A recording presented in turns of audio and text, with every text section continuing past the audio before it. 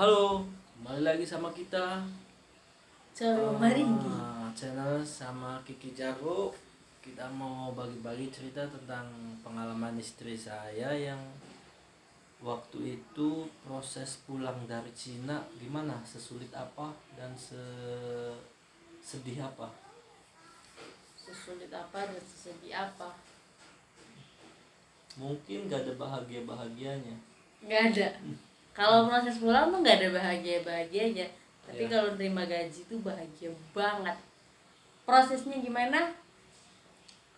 Prosesnya waktu itu saya lewat polsek, datang nyerahin diri sendiri, datang ke polsek, bawa apa aja yang perlu dibawa.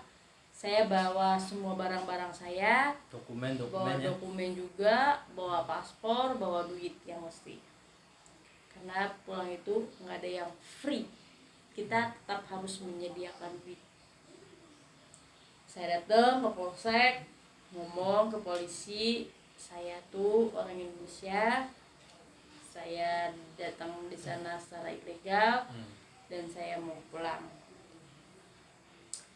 Terus ya waktu itu sempat diketawai dulu sama polisi. Polisi tuh mikir ini orang kok berani banget, dia dalam status ilegal terus datang sendiri gitu loh, tanpa perantara. Karena kebanyakan lewat perantara, lewat orang lain gitu loh, lewat agensi-agensi itu. Kalau saya enggak, saya datang langsung ke polsek, saya bawa paspor, saya menyatakan diri saya kalau saya mau pulang. Habis saya masuk, saya langsung dibawa ke satu ruangan. Itu kayak tempat pemeriksaan, bukan tempat pemeriksaan, apa ya, kalau misalkan ini kayak tempat pengisian formulir Ya, apa gitu loh. pendaftaran. Iya, kayak pendaftaran. Jadi paspor diminta, saya juga difoto, ini jari itu loh, 10 sidik jari semua, foto depan, samping, kanan, kiri, semua saya difoto sampai bagian belakang. Terus habis sudah difoto, semua paspor saya juga disita sama mereka, paspor, handphone, segala semuanya diperiksa. Habis itu saya dimasukin ke ruangan. Kalau di Indonesia mungkin sejajarnya dengan polsek. Saya dimasuk di sana itu kayak satu ruangan gitu loh, tapi depannya itu jeruji. Nah, di dalamnya tuh nggak ada alas apapun, nggak ada tikar, nggak ada kursi, nggak ada. Jadi kita tuh bener-bener duduk di lantai. Terus gimana waktu itu? Terus Yang waktu itu polisi tanyainnya gimana? ya waktu itu awalnya sempat bingung, saya di dalam mau ngapain gitu loh. Ini kenapa? Yang dipikirin aku tuh kalau ditahan seharusnya saya masuk tahanan yang dimana ada tempat tidur gitu, kan ada fasilitas. Ternyata kok saya sempat nanya ini tuh apa gitu, ini tahap yang gimana dulu gitu, aku nggak ngerti. Udah sampai berapa jam sore saya tuh dipanggil lagi, dan dipanggil itu saya masuk ruangan interogasi namanya. Terus Nah, kalian kan suka ngeliat tuh ya film-film di Cina, film-film di apa itu, kalau ruangan interogasi itu kan kita duduk di kursi, ya, masuk ruangan peredam suara. Terus di sini tuh ada mejanya dan di sini tuh ada tempat buat tangan kita gini loh. Jadi tangan kita tuh di borgol. dalam kursi itu. Dalam kursi itu tuh ada tangan kita tuh di borgol. Nah, di situ saya diinterogasi. Saya berangkat tahun berapa, diurus sama siapa, di Indonesianya itu di PT kah, apa perorangan kah, apa agensi dari Cina, pokoknya semuanya ditanya. Terus saya prosesnya gimana, lewat negara mana aja, lewat Cina ya, kalau misalkan tahun pertama saya tuh di Cina daerah mana, pokoknya semuanya itu saya ditanya. Selama 4 tahun itu saya ngapain di Cina, kerja apa aja, di daerah mana aja, itu semua saya ditanya. Temennya siapa, ada gak temennya yang masih di Indonesia, pokoknya semuanya ditanya lah, hal-hal yang gak penting. Keluar kamu tuh selama di Cina tuh keluarnya kemana aja, ngapain aja, tuh cara kirim duitnya gimana, cara ini itunya gimana, semuanya ditanya. Sampai pokoknya pertanyaan itu sebenarnya bolak-balik kayak ngejebak gitu loh. Iya, pertanyaan jebak biasa semua kayak gitu polisi. Iya, jadi kalau kita nggak konsisten itu malah kita makin dicurigai. Sampai ada satu jawaban yang aku tuh nggak konsisten.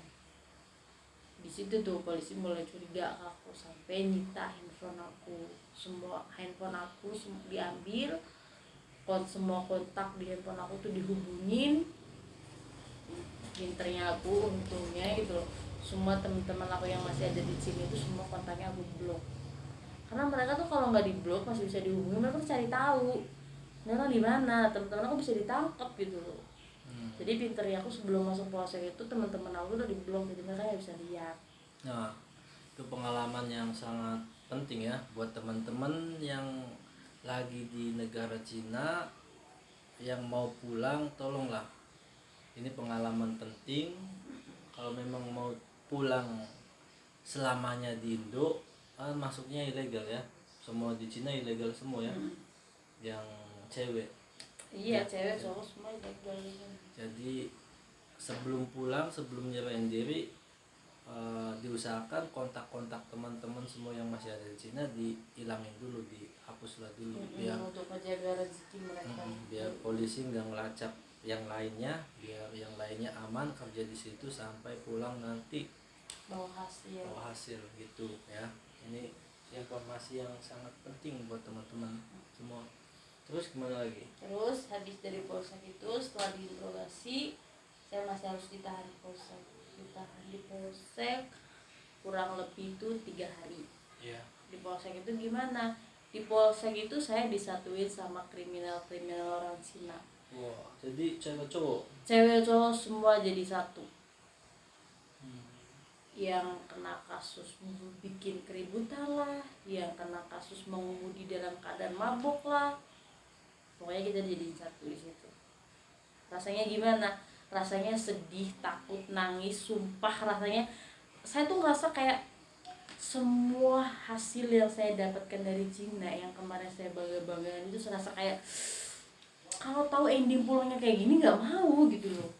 Saking nyesel ya saya. Itu penyesalannya ada di belakang. Iya, saking semuanya. karena rasa takut banget. Nah, pas udah 3 hari di sana, alhamdulillah ternyata saya tuh salah paham sama Cina. Saya itu di polsek itu cuma sementara selama dokumen saya diurus. Jadi cuma sementara gitu loh. Pas dari polsek saya diantar ke baru tuh tahanan sebenarnya.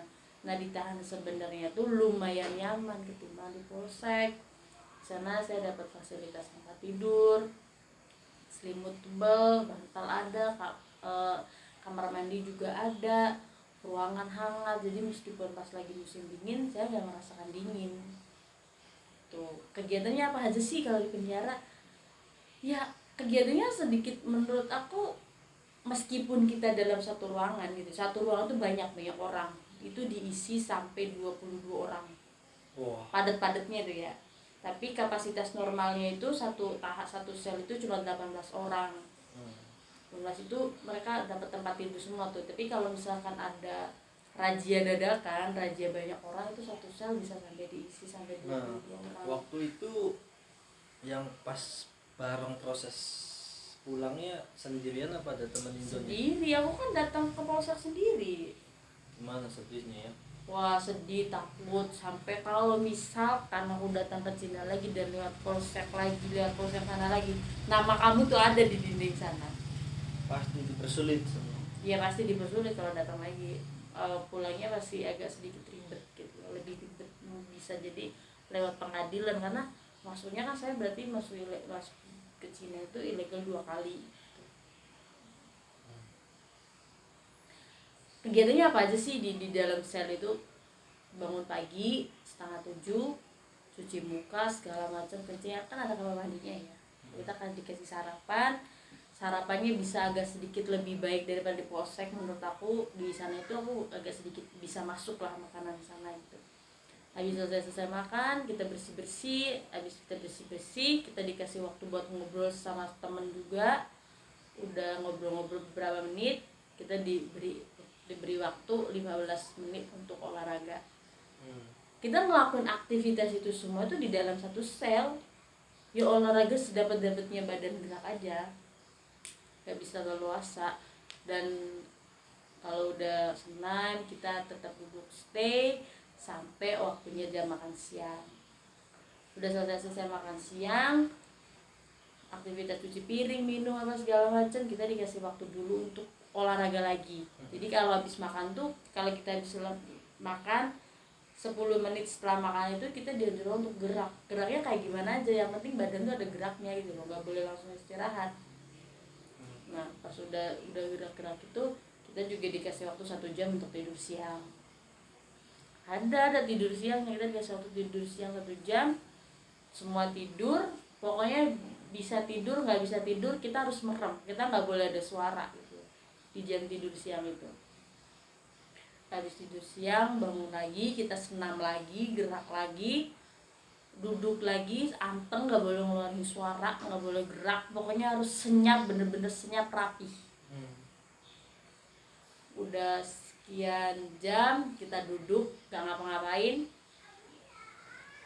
jam 5 jam 5 atau setengah 5 itu udah dikasih makan malam. Jam 5 sore? Iya, jam 5 sore. Habis makan malam udah tuh bebas. Habis makan malam itu kita bebas, yang mau lap-lap. Kalau mandi itu 1 minggu 1 kali. Wow. 1 minggu 1 kali, aku masih inget banget. Itu kalau nggak salah hari Rabu apa hari Kamis. Pokoknya di hari itu aja. Semuanya mandi. Satu sel. Wah, gimana rasanya seminggu sekali ya? Ya gatel, pasti gatel.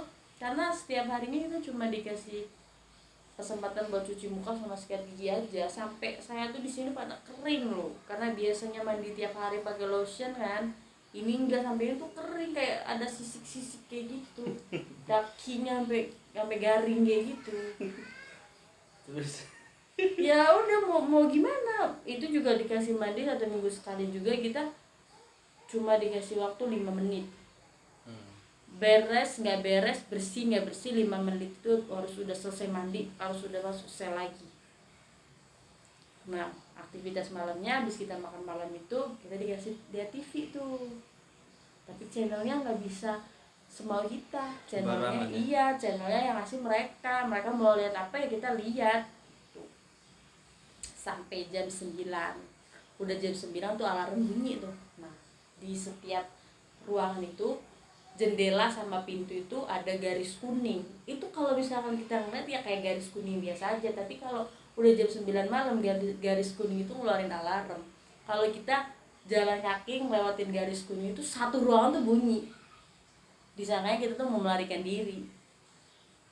Jadi kalau jam 9 tuh tadinya kapasitas kita sampai ini, misalnya sampai segini.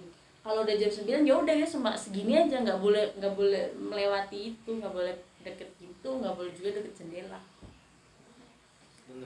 Bener-bener ketat banget.